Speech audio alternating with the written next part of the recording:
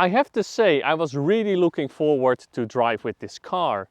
First of all, it is a BMW and BMW is known for making good driving cars. Second, it is not a crossover or SUV. And third, even though BMW does not design their electric cars as bespoke electric cars, I am not looking at you, BMW iX, in general, they are pretty good. So let's find out if this one is too. Hello there monsters and men, ladies and people. It is quite windy today, but anyway, this is the BMW i4 and welcome to Recharging.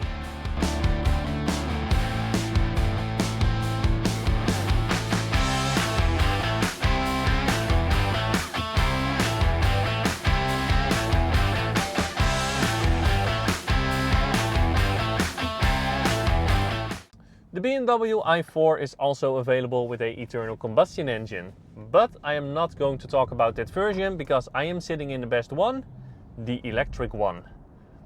For once I had a choice which press car I wanted, and deliberately I did not choose the best you can get top of the range i4 M50. No, for once I do not want to drive the top of the range model because I am also interested if the not top of the range model, I wouldn't say the base model because this isn't the base model, but the not top of the range model is also a good car, or maybe even a better car. So what am I driving then? Well, I am driving top spec, of course, BMW i4 eDrive 40. That one has 340 horsepower and does 0 to 100 in 5.7 seconds. Then there is one version lower than this one, the eDrive 35. That one has 286 horsepower and does 0 to 100 in around 6 seconds. And you have the BMW i4 M50. That one has more than 500 horsepower. That one has all-wheel drive. The eDrive 40 and eDrive 35 have rear-wheel drive. But M50, all-wheel drive and more than 500 horsepower, does 0 to 100 in less than 4 seconds.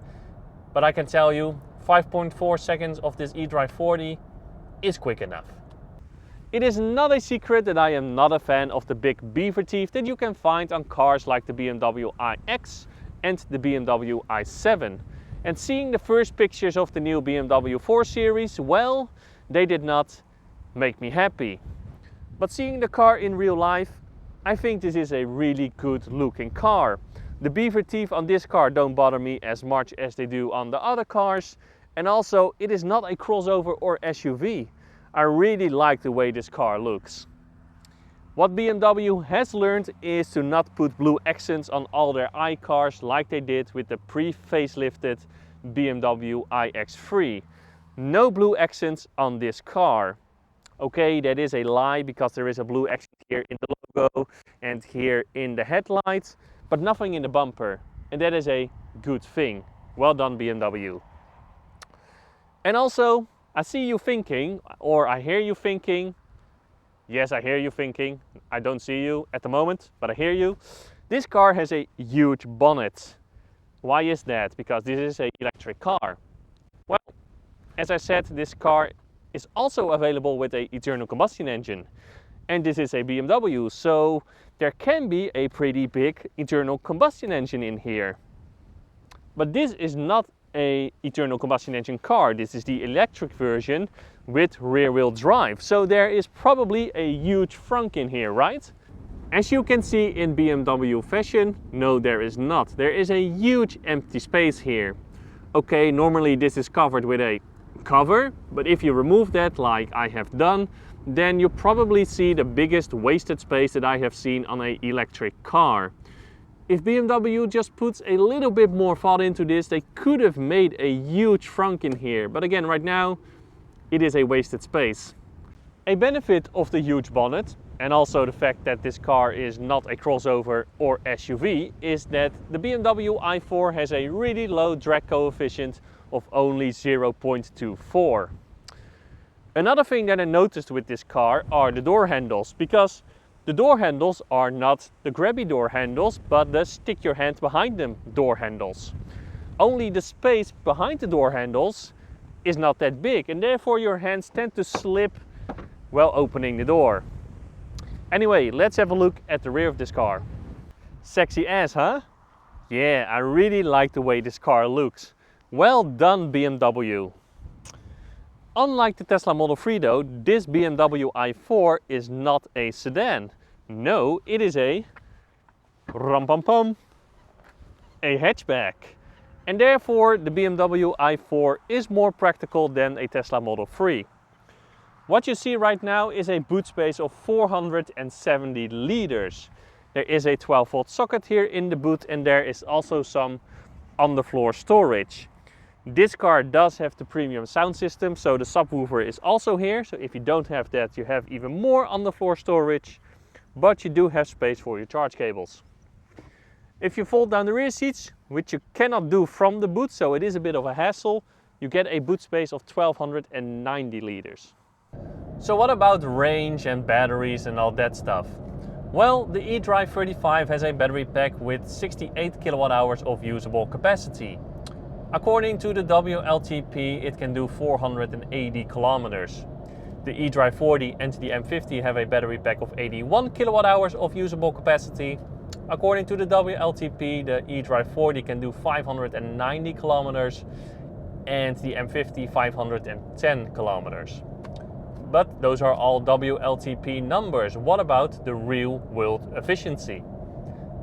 I can tell you, it is goddamn impressive.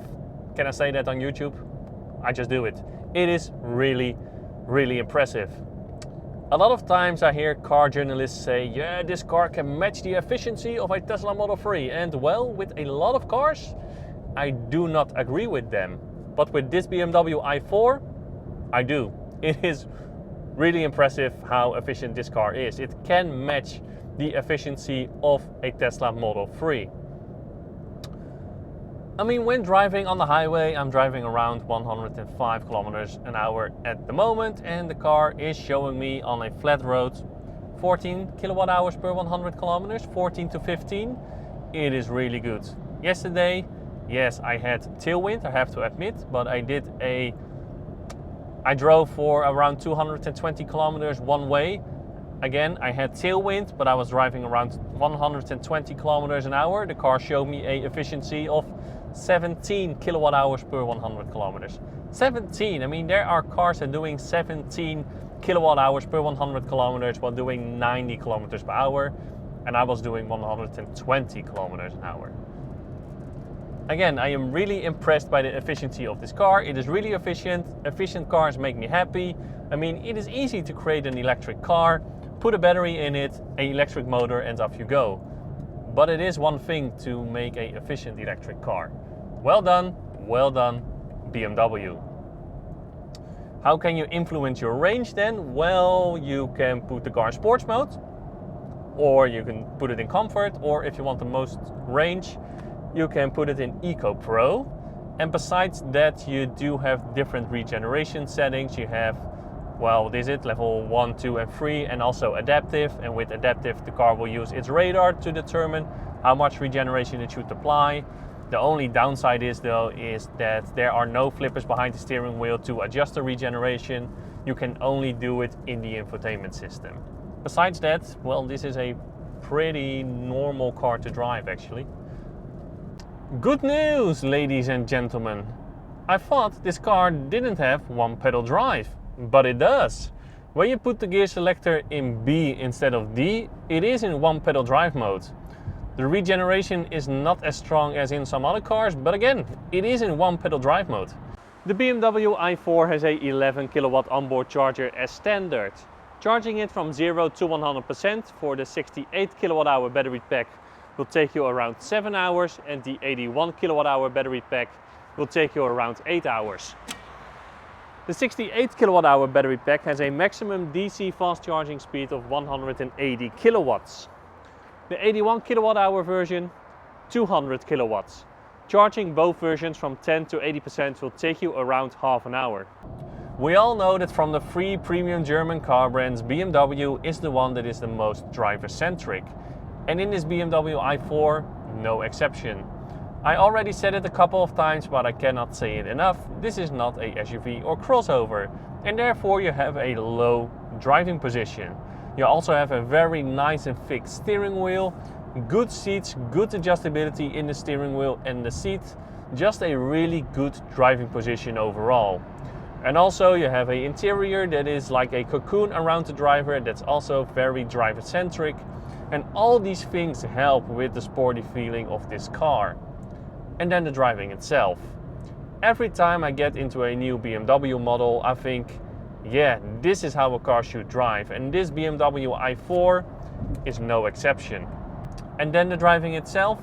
Every time I get into a new BMW model and I start driving it for the first time, I think, yes, this is how a car should drive, and this BMW i4 is no exception. First of all, the quietness. It is really quiet in this car, really impressive. Second, rear-wheel drive.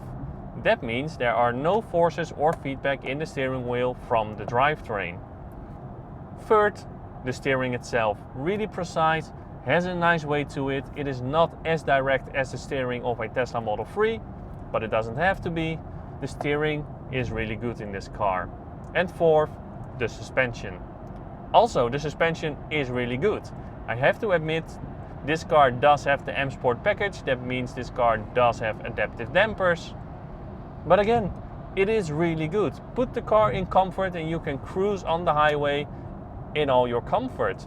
Put it in sport, the suspension stiffens up and you can have some fun with this car. The only thing about the suspension is that you can feel that the suspension has to cope with the weight of this car when going over short bumps.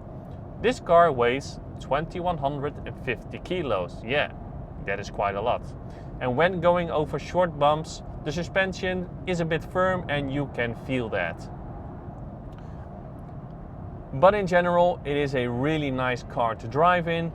I just have to say that I don't think this car is made for the going as fast as you can over a mountain twisty road, because on the limits you can still feel that this car weighs 2150 kilos.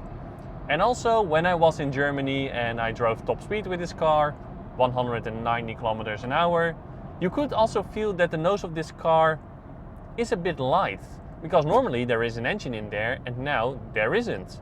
And when driving 190 kilometers per hour on the highway, the steering felt a bit too light for my liking. It didn't give me 100% confidence that I expect from a premium German car that is made to go fast. But overall, most people don't drive 190 kilometers an hour. Overall, this is a really nice car to drive in, and well, short summary, it is a delight to drive with this car. Compare a 2010 Mercedes interior with the current Mercedes interior with the Hyperscreen, and it is not recognizable anymore as a Mercedes. Get from a 2010 BMW into this BMW i4, and this interior is instantly recognizable as a BMW. Don't get me wrong, I don't say this interior is old-fashioned, not at all.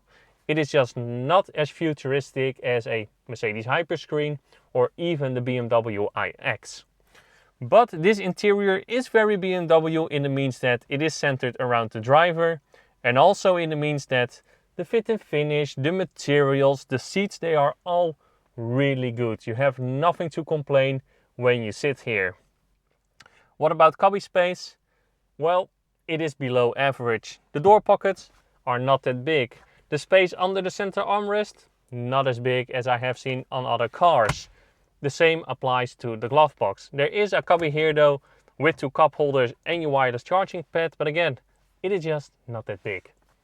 What is similar to the new BMW iX, and well, all new BMWs actually, is the latest iDrive infotainment system. You get 2 screens that look like one for your infotainment, one for your drive information, and I have to say, the graphics are really beautiful, it is really sharp, it is just not the most user-friendly system in the world. There are a lot of menus, a lot of sub-menus, and when looking for a particular thing, it is easy to get lost in there. Also, from time to time, most of the times it works fine and snappy and responsive, but from time to time you do get some lag. And I have to say, and this applies to all car makers, when I buy a new car in 2022 for 80,000 euros, yes, this one will cost you 80,000 euros, I do expect an infotainment system with no lag. Besides that, BMW is actually one of the few car makers still that still gives you physical buttons and knobs and dials for controlling the infotainment system. Here in the center console you have the iDrive cluster with some shortcut buttons, those are handy, and a rotary dial to, well, control the iDrive system. And I have to say, I noticed myself that I do not use this because I review a lot of electric cars and most infotainment systems only work with a touchscreen. So I do not use this because I'm not used to it. But maybe when this is your daily driver, you will use it. I don't know. Alright, the rear seats. The seat in front of me is in my typical driving position. I am 1 meter and 85 centimeters and I have plenty of knee room. My head though is barely touching the roof. So yeah, people taller than me will get stuck here with their head. Another problem is that I cannot shove my feet under the seat in front of me when the seat is in its lowest position. And because of that, my knees are quite high, I don't have any support here at my thighs, and this may get uncomfortable for people on longer trips. Another problem, this is a 5-seater according to BMW, but there is a huge hump here in the floor where in the internal combustion engine version there is the drivetrain. And here there is not, but there is still a huge hump. And because of that hump, this is more a 4-seater than a 5-seater. Besides that, quality is really good. You have an armrest here with 2 cup holders, 2 USB ports, and this car, this version, I don't think this is standard, of course, has separate climate control. As in premium German car brand fashion, all driving and safety features are available on this car. But not all driving and safety features are standard on this car. You want adaptive cruise control? That is standard. You want adaptive cruise control that actively steers for you and keeps you in lane? You have to pay extra. Lane departure warning? You have to pay extra. Front collision warning? You have to pay extra. Front collision braking, so that it actually brakes for you when it detects that you're going to hit something? You already guessed it, you have to pay extra. I find it absolutely ridiculous that at this price point you have to pay extra for these systems. I almost forgot the most important feature of all electric BMWs, the BMW iconic sounds. Those are fake engine noises composed by the one and only Hans Zimmer. Listen. Yeah, if you ask me, I buy an electric car for the smooth ride and for the quietness. The quietness of not having an internal combustion engine there in front of you. And because of that, I also don't want a fake engine noise. So again, if you ask me, next time BMW, save the money you spent on Hans Zimmer and invest it on engineering a frunk or maybe giving people more standard safety equipment. So what is my final verdict of the BMW i4? Well, it is not the most practical car in the world. If you want a practical electric BMW, you should go for the iX3. But after this review, if somebody would come to me and ask what is your favorite electric car, then well, I have a new one. It's this one, the BMW i4. I think it is amazing. But I would not go for the M50, no. The eDrive 40 is more efficient and I like efficient electric cars and it is quick enough. So that was my review of the BMW i4. I hope you liked it, and if you did, please give a like. If you have something to say, leave a comment, and it would be awesome if you subscribed. And then I would like to say now, thank you a lot for watching, and as always, to be continued.